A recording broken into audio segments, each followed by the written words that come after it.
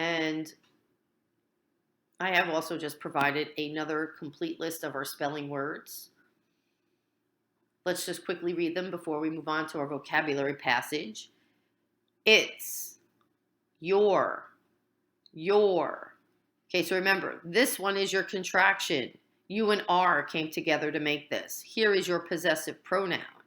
There, and there. Okay, here we have there, meaning like sort of a place, location. Put your book over there. My hat is over there.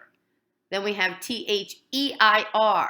This is the one that shows the possessive, the ownership. This is their classroom. This is their house. And then we have the contraction, they are, there.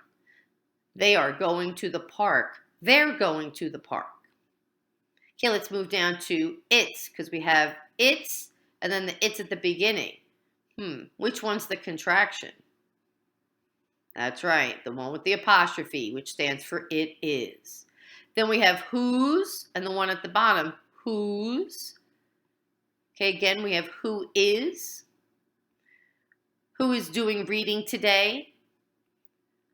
Whose iPad is that? And then we have the word itself, contraction. So make sure you work with those words, boys and girls. All right, so let's take a look together at the passage. So I'm going to read this along with you, and I know it's hard. Some of you may not be able to view it that clearly, so make sure you're doing some really good listening comprehension with this activity, okay? If you are someone that was able to print it out and have it in front of you, well, then you can work a little more with the passage. Okay. So let's sort of set the theme here as what's going on in this passage. Third grader Max went tent camping last summer at a scenic place called Yellowstone National Park in Wyoming. He went with some cousins, an aunt, and an uncle. Max bought postcards of scenes in the park to write messages on and mail them to his mom and dad. So we're going to read the first part of the passage, and you're going to think about vocabulary word that should be put into the blank, and I'll give you a little bzz. So what's the buzzword? Bzz, bzz. And then also we get the opportunity to work with some of our spelling, because remember, there's a difference in how these words are used, even though they sound the same, but they are spelled differently and mean different things.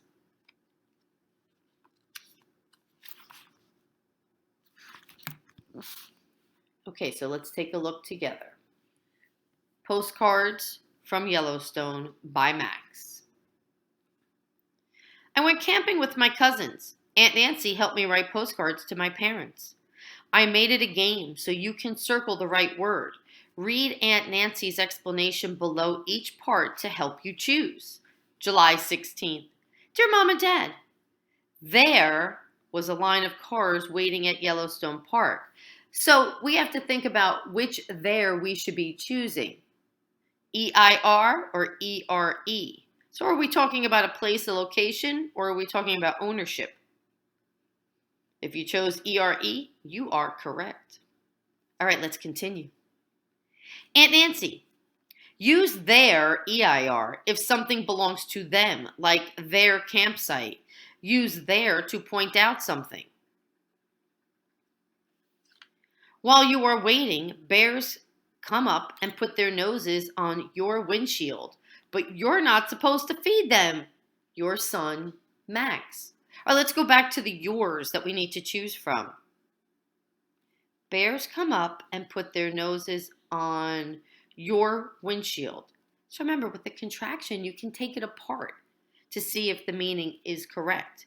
Put their noses on your windshield. See, when we break the contraction apart, it doesn't make grammatic sense.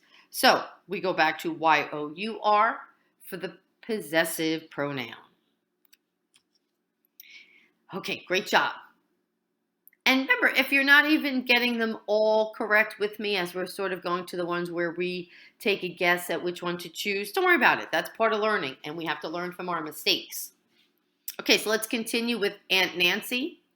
Aunt Nancy, use your, YOUR, if something belongs to you, like your flashlight. Your, the contraction. is a Y-O-U apostrophe R-E is a contraction for you are. So again, see, if you were doing this by yourself, Max is even giving some explanation in there and helping you to understand. All right, so now we're going to put some of our vocabulary words to use. It was worth waiting to get into this beautiful park. So now look at your words and think about, well, what kind of park?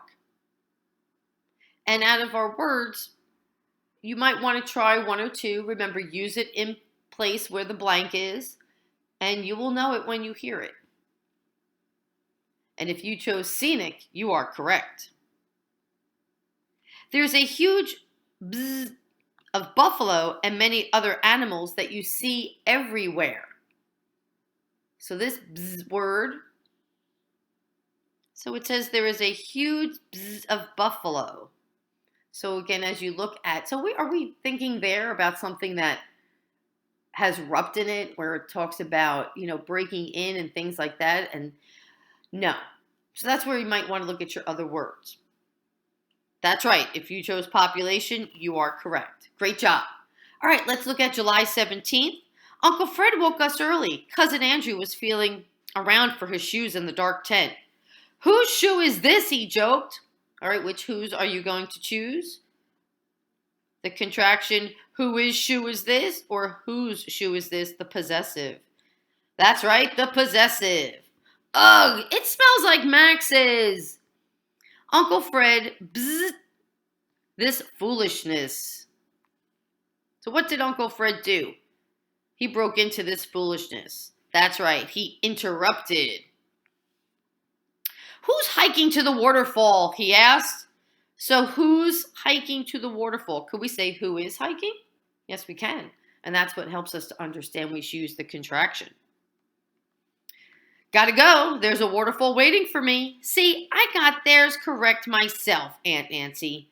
Theirs is a contraction for there is. Later, Max.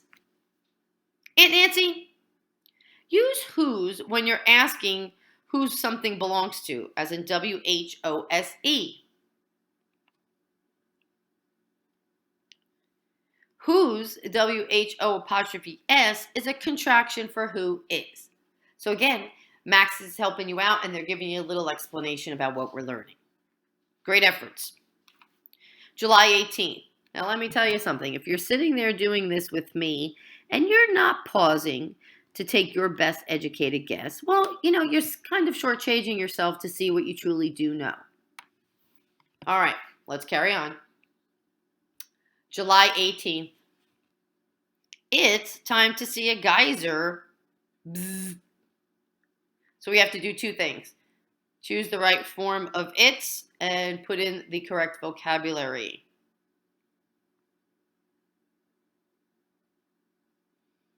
Okay, so it's IT apostrophe S, the contraction. It's time, or it is time to see a geyser. That's right, erupt, because that's what geysers do. About every hour, Old Faithful spurts its steamy water up over 100 feet. I told Aunt Nancy, "You're my Old Faithful, spelling editor." She said I'm getting better. Only one to fix in this postcard. It's about time. Love, Max. Aunt Nancy, use its ITS if something belongs to it.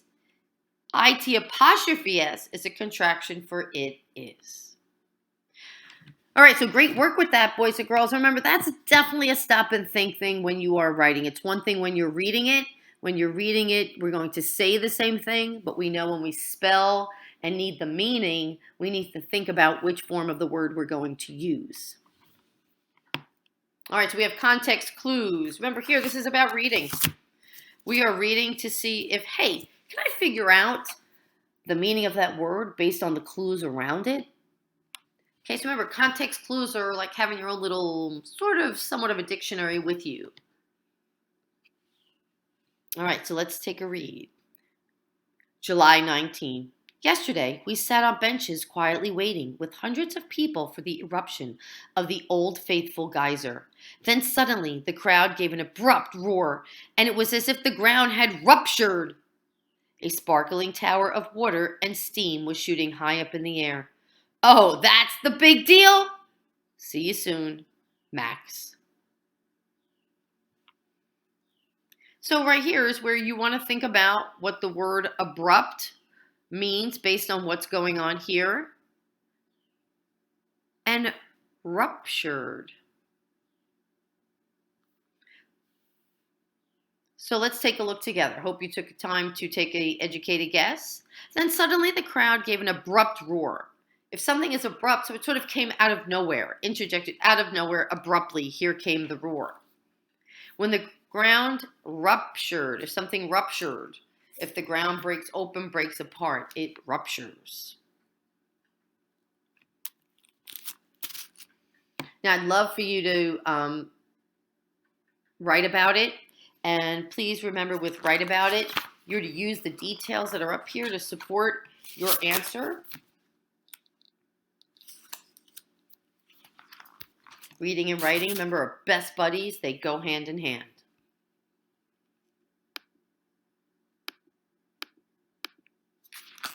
So boys and girls, make sure you do some work with all your words, vocabulary. Your goal is to understand the meaning. Spelling is a bonus, okay, of those words. Now you're spelling words, your actual 10 words of the possessive pronouns and your contractions. Work with those words. Think about the activities you've done in class, okay? And now that you're home, there's even other things that you can do that you can go outside and do with your activities for your words, okay? So have fun learning. We're here for you if you need us. Miss you, love you.